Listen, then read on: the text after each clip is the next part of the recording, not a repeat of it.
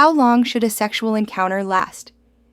Is there really an ideal duration that guarantees satisfaction for both partners? This is a question many people ask, often expecting a very precise answer. But the reality, supported by scientific research, might surprise you. Hello, I'm Dr. Fiona, a sexologist and a urological surgeon, speaking to you as a physician who works with both men and women on topics of sexual health. Today, I'd like us to dive into this very common question. How much time should sexual intercourse really take to bring pleasure and fulfillment? So, let's have a quick discussion on this without any further delay.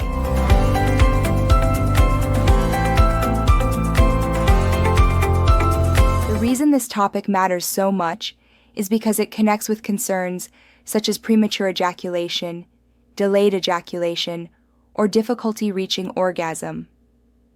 People often worry that they might not be lasting long enough, and some even measure their own satisfaction or dissatisfaction through a stopwatch mentality. But does science agree with this idea? A fascinating study published in the Journal of Sexual Medicine back in 2009 gives us helpful insights. Researchers wanted to measure what they call the intravaginal ejaculatory latency time. That's a fancy medical expression describing the interval between penetration and ejaculation. To make their data consistent, they use that definition as the clock timer. Of course, intimacy is much broader than minutes between penetration and orgasm. It involves everything from emotional connection to physical closeness. But for scientific purposes, timing ejaculation was a practical way to run the study. Now, here's what they found. The study evaluated close to 500 couples across 5 different countries: the United States, the United Kingdom, Turkey, Spain, and the Netherlands. Each couple reported on sexual encounters over a period of 4 weeks.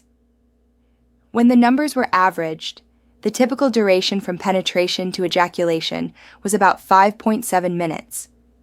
But the range was surprisingly wide. Some encounters lasted less than half a minute, while others extended beyond 50 minutes. And the averages differed between countries. For instance, in Turkey, couples averaged around 4.4 minutes, while in the United Kingdom, the average stretched closer to 10 minutes. What does this tell us? That there isn't one fixed normal value. There's incredible variety. The same research also asked men what they believed an ideal duration would be. On average, men said about 16 minutes. Then, when asked what they thought their actual performance was, they gave themselves about 9 minutes. Compare this with the measured reality of 5.7 minutes, and you'll notice a common theme. Most men believe they should last significantly longer than they actually do. What results is a gap between expectation and reality, and often unnecessary anxiety.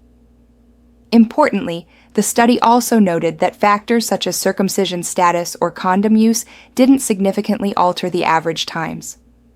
Instead, what really matters in real life is not the stopwatch, but couple satisfaction. And that satisfaction depends on far more than raw numbers. Physical harmony, emotional intimacy, and psychological well-being all play central roles. To summarize the clinical viewpoint, if your experience falls anywhere close to this natural range and both you and your partner feel satisfied, there is no pathology to treat. You do not have a problem. On the other hand, if you personally feel distress, whether because ejaculation happens much sooner than desired, commonly referred to as premature ejaculation, or much longer than desired, sometimes called delayed ejaculation, or even anorgasmia, that's when it's sensible to consult your urologist or another qualified professional. Modern medicine has also shifted its definitions. Previously, premature ejaculation was sometimes strictly defined as ejaculation occurring within 1 to 2 minutes of penetration.